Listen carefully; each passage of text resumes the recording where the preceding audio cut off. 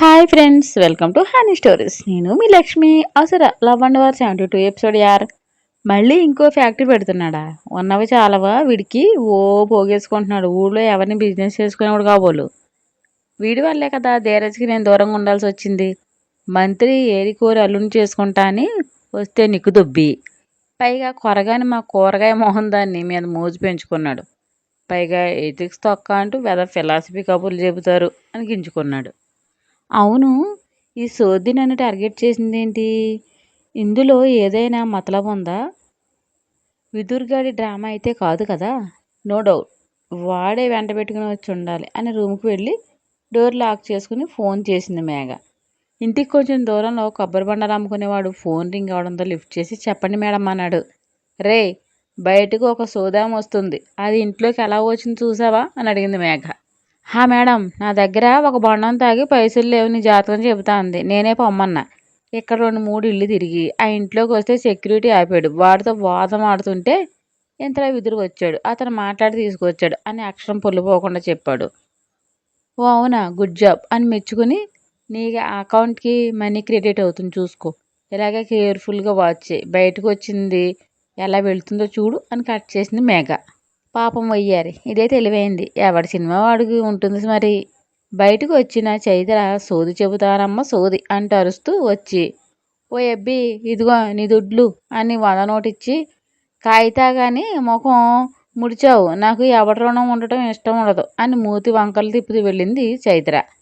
భలే చమత్కారంగా ఉంది ఈమె, నిజంగా దేవతలానే ఉంది అని లెంపలు వేసుకున్నాడు వాడు. చైత్ర ఇటు వెళ్తే విదురు మరోవైపు వెళ్ళాడు. ఆ స్ట్రీట్ మలుపులో ఆగి ఉన్న కార్ దగ్గరికి వచ్చి అటు ఇటు చూసి డోర్ తీసుకుని గవాలని ఎక్కేసింది చైత్ర. కార్ స్టార్ట్ చేసి ముందుగా పరుగులు తీస్తూ చైత్రని చూసి చేతిని ఎత్తాడు. ఆ చేతికి తన చేతిని తాకించి హైఫై ఇస్తూ పక్కుని నవ్వేశారు ఇద్దరు. అదరగొట్టేశావనుకో, ఊర్మిళ అంటే నేను కాస్త ఆడుకోవాల్సింది, ఎక్కిన పొగరంతా దిగిపోను అని కచ్చిగా అన్నాడు విదురు. మీ బావ ఫీల్ అవుతారని సంకోచించాను అన్నయ్య, లేకపోతేనా నవ్వింది. నిన్న భారం ఈరోజు నీ మనసులో లేనట్లుంది అన్నాడు విదురు. లేదన్నయ్య, అమ్మ నాన్న నా కోసం బెంగ పెట్టుకున్నారు, ఇక నాని సంగతి అయితే చెప్పక్కర్లేదు అని బాధపడింది చైత్ర. కొద్ది రోజులేమా, తప్పదు, ఓపిక పట్టు, అన్ని ప్రాబ్లమ్స్ సాల్వ్ అవుతాయి అని. మీ అక్కను చూసావు కదా, ఏమనిపించింది నీకు అని మెల్లగా అడిగాడు. కళ్ళనీళ్ళు బటపటా కాచేస్తూ వెక్కింది చైత్ర. బాధపడకరా, నీ ప్లేస్లోకి ఆమె వచ్చిందంటే మనిషికి కష్టంగానే ఉంటుంది. ఆ ఇంగితం ఆమెకి లేదు, ఏం చేద్దాం చెప్పు అని ఊరడించాడు విదుర్. నాన్నకు దాని వేషాల గురించి తెలిస్తే తట్టుకోలేరు అన్నయ్య, అసలే హార్ట్ స్ట్రోక్ వచ్చిందంట మా పెళ్లి రోజున.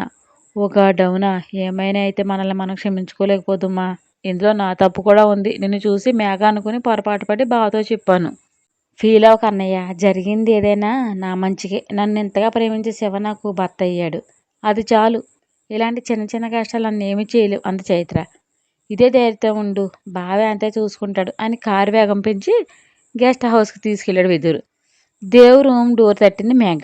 కమ్మిన్ అనగానే దేవ్ రూమ్లోకి వచ్చింది. ఏ చైత్ర, నువ్వేంటి ఇలా వచ్చావు, మా అమ్మ చూస్తే రచ్చ చేస్తుంది అని కంగారు నటించాడు దేవ్. నాతో ఎందుకంత మొభావంగా ఉంటున్నావు శివ అని పందిమూతి పెట్టింది. రోజు మనం ఇంట్లో అపరిచితులానే ఉంటాం కదా, కొత్తగా అడుగుతావేంటి అని కళ్ళు చిన్నగా చేశాడు. అదే అసలు మాట్లాడకుండా ఉండవు కదా అని తడబడింది. మనసులో బగ్గును మండుతూ, తప్పదు, మా అన్నయ్యని మోసం చేసిన మీ అక్క దొరికే వరకు మనం ఎంత దూరంగా ఉంటే అంత మంచిది. ఇద్దరు వాటేసుకుని ఉంటేనే ప్రేమ అన్నట్లుగా అని అడిగావు, నిజమే. ప్రేమకు దూరం దగ్గర అనేది ఉండదు చైత్ర అన్నాడు దేవ్.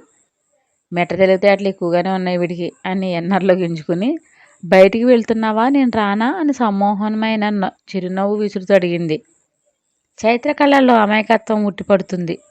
స్వచ్ఛమైన ఆ కళ్ళంటే దేవికి అమితమైన ఇష్టం. ఆ కళ్ళల్లో తన మీద కనిపించే ప్రేమ అంటే మరీ ఇష్టం. అలాంటి తన ఎదురుగా ఉన్న పర్సన్ కళ్ళలో నిర్లక్ష్యమే కాదు, అసూయ కూడా నిండి ఉంది. అవును, వెళ్తున్న నువ్వు వస్తావా, ఏమైనా పని ఉందా బయట నీకు అన్నాడు. నాకేం పని ఉంటుంది, నీతో టైం స్పెండ్ చేద్దామని అంతే శివ అంది. ముందు దేవ్ అంది. చైతుతో మాట్లాడి రాగానే పిలుపు శివగా మార్చింది. అంటే దీనికి సూక్ష్మదృష్టి ఎక్కువే అనుకుని, రేపటి నుంచి ఆఫీస్కి వస్తావు కదా, అక్కడ మందే కదా టైం అంతా, ఆడుతూ పాడుతూ వర్క్ చేసుకుంటూ టైం చక్కగా స్పెండ్ చేసుకోవచ్చు అని నవ్వు నటించి, వెళ్ళి ఎవరైనా వస్తే బాగోదు అని తరిమాడు. మనసులో రిలాక్స్గా ఫీల్ అయ్యి, తన మీద బాబుకి ఎలాంటి అనుమానం లేదని, అంటే సోదమి తనని టార్గెట్ చేస్తూ మాటల తోటాలు పేల్చింది కదా, దేవులో ఏదైనా డౌట్ రేకెత్తిందా అని టెస్ట్ చేయడానికి, పైగా తను మరీ ముడుచుకుని ఉంటే తనకే ఇబ్బంది అనుకుని వచ్చింది మేఘ. పాప 7 ఆకులు చదివితే బాబు 7, 7, 14 ఆకులు చదివిన క్యాండిడేట్ కదా. సో నైస్గా వేశాడు బిస్కెట్. త్వరగా రాసేవా, వెయిట్ చేస్తుంటాను అని పనికిమాలిన ఒకటి విసిరి వెళ్ళింది. ఓ అబ్బో, దీని మగలు వెయిట్ చేస్తుందంట. వామన పాదంతో బలిచక్రవర్తిని పాతాళంలో తొక్కేసినట్టు తొక్కేయాలి అని కసిగా పడునూరుతూ, దీని వేషాలకు చెక్ పెట్టాలంటే అర్జెంటుగా చైతూగాని తెచ్చేసుకోవాలి. ఎలా అబ్బా అంటూ థింక్ చేశాడు దేవ్. లియోగాడు వచ్చి అరిచాడు దేవు మీద. రే, నా పెళ్ళం మీద నాకంటే నీకే ఎక్కువ బెంగ ఉంది, నువ్వు దెబ్బకు నన్ను అని కరిచాడు. ప్యాంట్ చివరి పట్టుకుని లాగాడు. పద వెళదామన్నట్లు.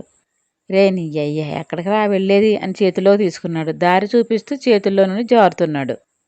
నువ్వు నాతో వస్తే చిన్నుకి డౌట్ వస్తుంది, పట్టుకుంటే వదలదు, చీలరాకాసి నీలా నీ ఫ్రెండ్ వస్తుంది, నేను తీసుకొస్తాను, ఓకేనా అన్నాడు దేవ్.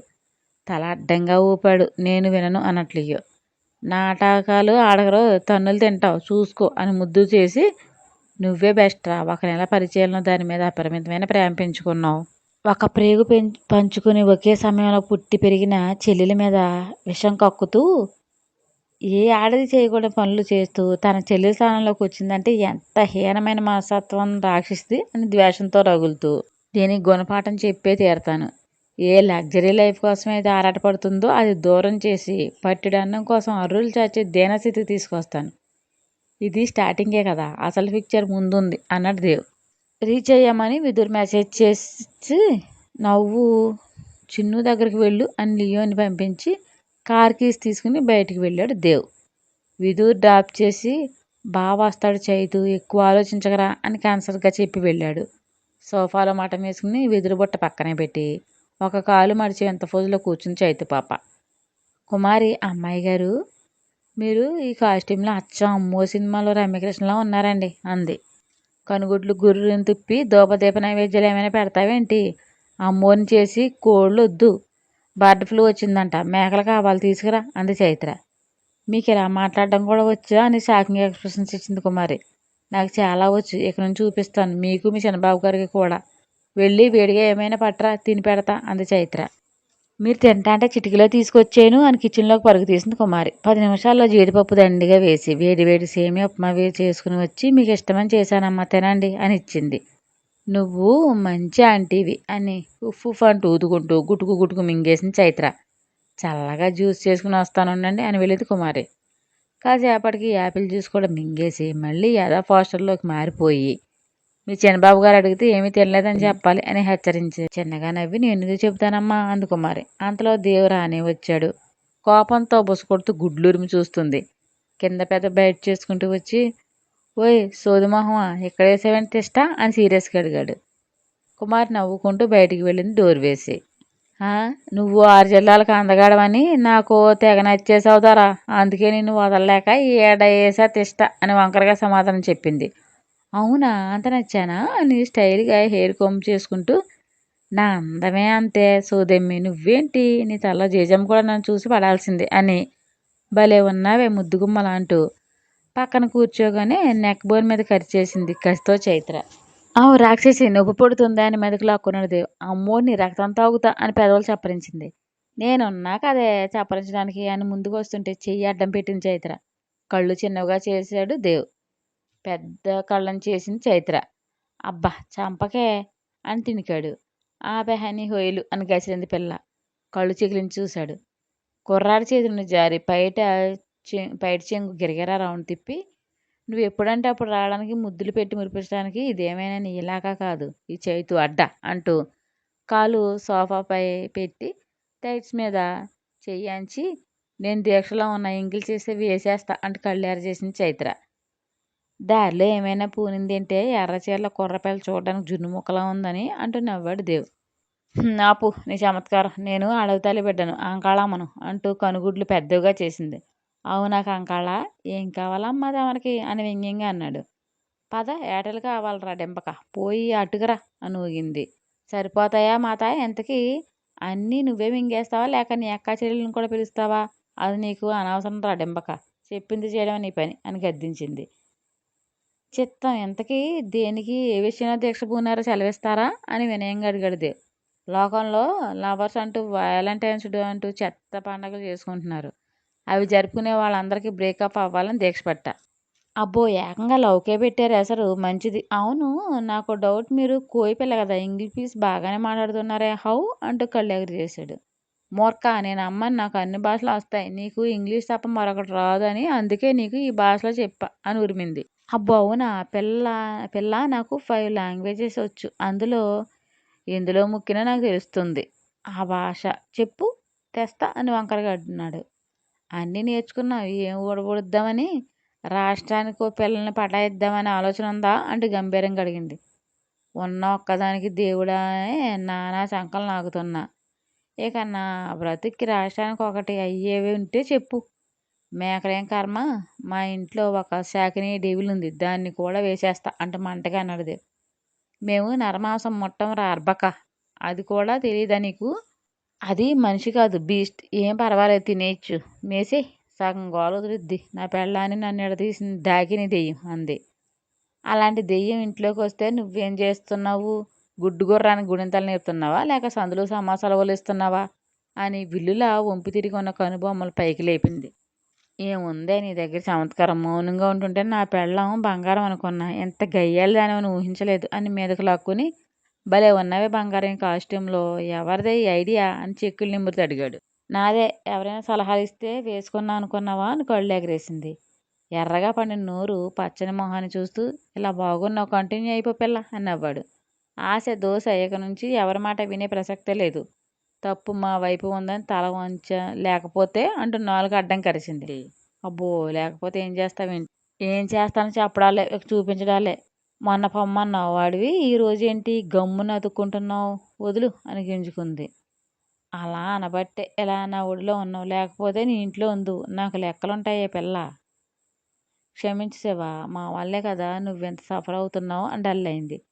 తప్పదురా, ఇలాంటి పుత్తడి బొమ్మను పొందాలంటే కొన్ని కొన్ని భరించాలి, లేకపోతే ఊరికే దొరికేస్తుందా ఏంటి ఇంత అందమైన పాప అని నవ్వాడు.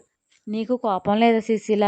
అలా నా ప్లేస్లోకి వస్తే కోపమా? చంపేయాలని కసి రేగింది. బట్ తప్పక ఉపేక్షిస్తున్నాను రౌద్రవదంతో అన్నాడు. మరేం చేస్తావు? ఏం చేయమంటావో నువ్వు చెప్పు. నువ్వు మన ఇంటికి రావాలి, ఏదైనా ఐడియా ఉంటే చెప్పు అని నడుము మడతలు సవరిస్తూ అన్నాడు. ఆ చేతి మీద ఒకటి వేకి. ఎందుకే కొడుతున్నావు? 4 రోజుల నుండి పస్తు తెలుసా అని కరిచిరాడు. ఈ గొడవ తేలే వరకు పస్తే. మూసుకోబే అని టెంపర్గా చెప్పింది. ఇది అన్యాయం, అక్రమం, దారుణం, నేను ఒప్పుకోను అంటూ చిందేశాడు. ఓ చిందేకు, అంతా చేసింది నువ్వే, నిన్ను ఇలా ఎండగడితేనే లైన్లోకి వస్తావు అని గుర్రుగా చూసింది. దుర్మార్గురాలా, ఎంతటి అభినందనలు వేస్తున్నావే.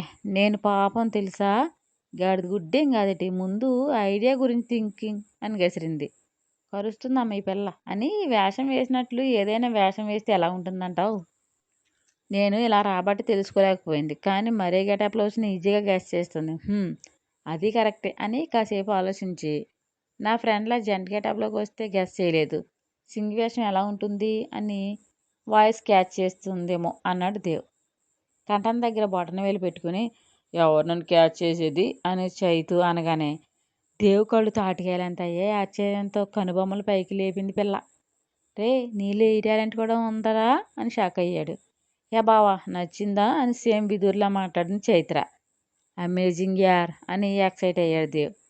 కానీ ఒక ప్రాబ్లం ఉంది, గొంతు మీద వేలు పెట్టకుండా వాయిస్ మార్చలేను అని డల్ అయింది. పోనీ వాయిస్ లేకుండా నటిస్తే అని. నేను మోగదానిలో ఉండడం ఏంటి, నాన్ సెన్స్ అని ఇరిటేట్ అయింది చైత్ర. స్టోరీ మీకు నచ్చినట్లయితే ఒక లైక్ ఇచ్చి కామెంట్ చేయండి ప్లీజ్. షేర్ అండ్ చాక్ చేయండి బడీస్.